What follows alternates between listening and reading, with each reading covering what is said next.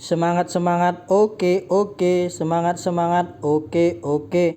Lur, apa kabar kalian? Semoga kalian sehat selalu ya dimanapun kalian berada. Balik lagi lur, ketemu dengan aku Sergio Kun Aguero alias Lae Pandiangan.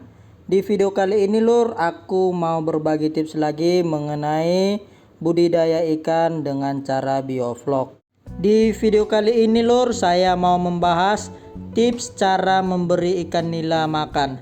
Nah, mungkin bagi sebahagian teman-teman pembudidaya pemula ada beberapa pertanyaan-pertanyaan yang paling sering diajukan saat memberikan ikan nila makan. Mau tahu apa saja itu lur? Simak selengkapnya saya bahas di video kali ini ya. Sebelumnya saya mau mengucapkan banyak terima kasih bagi dulur-dulurku yang sudah mau subscribe channel ini. Bagi yang belum, boleh subscribe channel ini agar kalian tidak ketinggalan info-info menarik seputar budidaya ikan nila dengan cara biovlog. Baiklah dulur-dulur, tanpa berlama-lama lagi langsung aja kita bahas.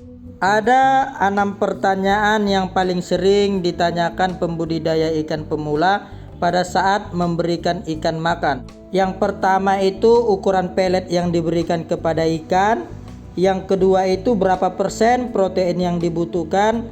Yang ketiga berapa kali ikan makan dalam satu hari. Yang keempat berapa jumlah total pakan yang diberikan dalam setiap hari. Yang kelima kapan waktu untuk memberi ikan makan. Yang keenam perlukah pakan itu dibibis.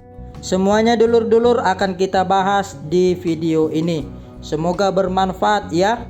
Ikan yang baru menetas atau larva itu bisa dikasih pelet yang berupa tepung atau bisa juga dikasih kuning telur. Ikan berukuran di bawah 1 inci bisa dikasih PF 999. Ukuran 1 sampai dengan 2 inci PF 1000. Ukuran 3 sampai 5 inci itu min 1, 6 sampai 7 inci min 2. 7 inci ke atas itu bisa mix min 2 dan min 3. Untuk jenis pelet tinggal kalian sesuaikan aja lur ya. Saya memang sengaja tidak menyebut mereknya.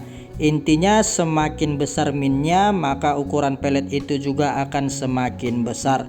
Selanjutnya berapa persen protein yang dibutuhkan ikan? Pada saat ikan masih berbentuk larva itu biasanya diberikan protein 35 sampai dengan 50%. Ikan dengan ukuran di bawah 1 inci membutuhkan protein lebih kurang 35%. Ikan dengan ukuran 1 sampai dengan 2 inci membutuhkan protein 30 sampai 35%. Ikan dengan ukuran 3 sampai dengan 5 inci membutuhkan protein 28 sampai 32%. Ikan dengan ukuran 6 sampai dengan 7 inci membutuhkan protein 28% dan ikan di atas 7 inci membutuhkan protein 26 sampai dengan 28%. Selanjutnya berapa kali ikan diberi makan dalam satu hari? Jika kita merujuk pada kupon atau brosur yang tertera di dalam pelet, itu memberikan ikan makan bisa 2 sampai dengan 5 kali dalam satu hari. Kalau kalian budidaya ikan nila ini untuk penghasilan tambahan atau sekedar hobi, itu bisa kalian kasih 2 kali satu hari. Mungkin karena ada kesibukan di luar atau masih bekerja, ya bisa dikasih pagi dan dikasih sore hari. Tapi kalau dijadikan sumber penghasilan utama, itu untuk kasih makan 5 kali bisa dalam satu hari. Berarti kalian memang sudah spend waktu untuk membesarkan ikan nila ini dengan sepenuh hati dan jiwa raga. Untuk pemberian pakan 5 kali dalam satu hari bisa dilakukan setiap 2 jam sekali dengan cara pemberian secukupnya. Artinya jika ikan sudah cukup makan dan tidak mau lagi, jangan dipaksa, nanti dikasih di jam-jam berikutnya sampai pemberian pakan pelet harian itu habis. Selanjutnya kita akan membahas berapa jumlah total pakan yang diberikan dalam satu hari untuk ikan. Menurut Erling Haaland, gak usah serius kali ya lur, serius tapi santai aja.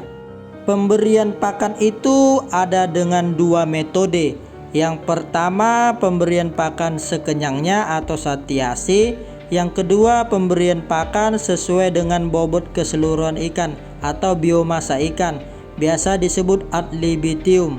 Namun untuk pemberian pakan dengan metode satiasi ini memiliki kelemahan karena kita tidak tahu jumlah pakan yang dibutuhkan atau total pakan dalam satu hari. Ikan nila ini lur cepat kenyang namun cepat juga lapar. Jadi kadang kalau kita kasih makan masih berapa gram kita beri dia udah kenyang.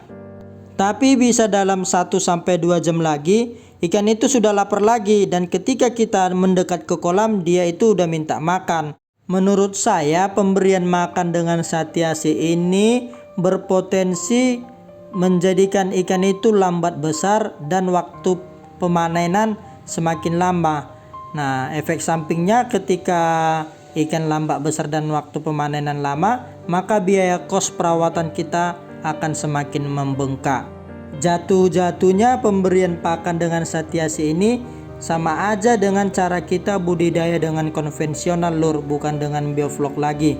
Sedangkan pemberian pakan dengan metode ad libitum atau sesuai dengan bobot masa ikan itu memang lebih baik, tapi kalian harus benar-benar menghitung berapa persen kebutuhan ikan ini makan agar target kalian panen bisa sesuai dengan yang kalian inginkan. Jika kalian memberi makan dengan metode ad libitum, saran saya mulailah dari awal benih kalian beri pakan itu sekitar 8 atau sampai 10% dari total berat masa ikan.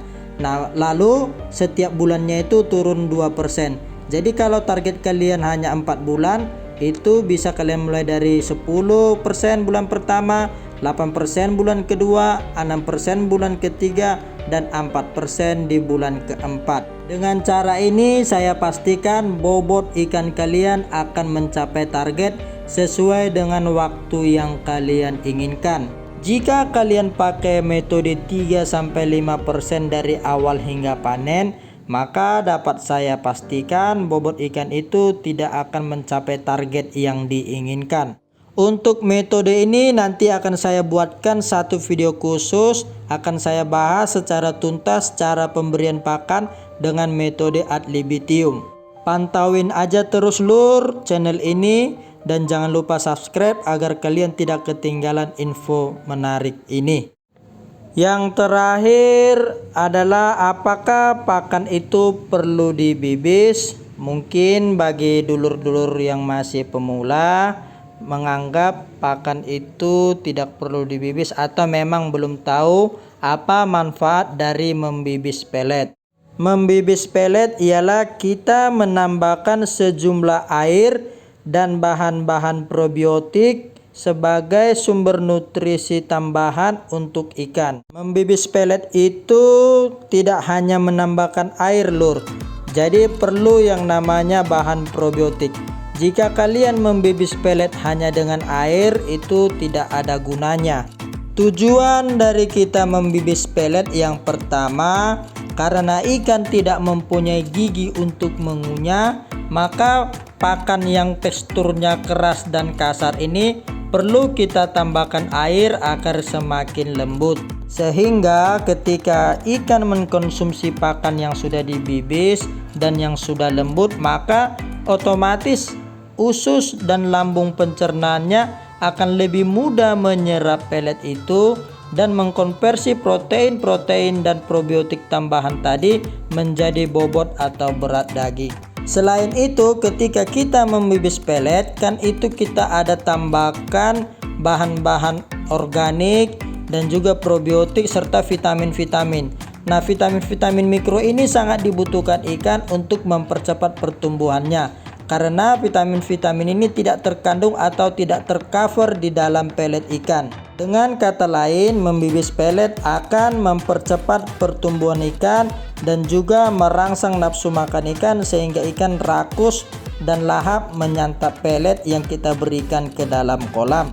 Dan juga memaksimalkan kinerja pencernaan ikan berupa usus untuk menyerap protein yang ada di dalam pelet itu dan mengkonversinya menjadi berat bobot daging. Oke lah dulur-dulurku, itulah tips cara pemberian pelet.